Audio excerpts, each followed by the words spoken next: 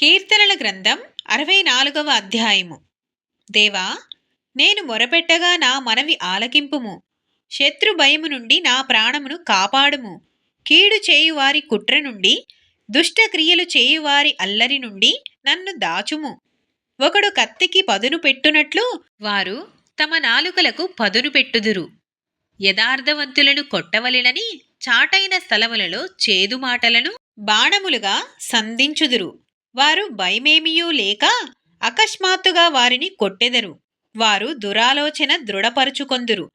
చాటుగా ఉరుల నొడ్డుటకు యోచించుకొనుచు మనలను ఎవరు చూచెదరని చెప్పుకొందురు. వారు దుష్టక్రియలను తెలిసికొనుటకు ప్రయత్నింతురు. వెతకి వెతకి ఉపాయము సిద్ధపరచుకొందురు. ప్రతివాని హృదయాంతరంగము అగాధము. దేవుడు బాణముతో వారిని కొట్టును. వారు ఆకస్మికముగా గాయపరచబడెదరు. వారు కూలెదరు. వారు కూలుటకు వారి నాలుకే కారణము. వారిని చూచువారందరూ తల ఊచుదురు. మనుష్యులందరూ భయము కలిగి దేవుని కార్యములు తెలియజేయుదురు. ఆయన కార్యములు చక్కగా యోచించుకొందురు. నీతిమంతులు యెహోవాను బట్టి సంతోషించుచు ఆయన శరణు జొచ్చెదరు.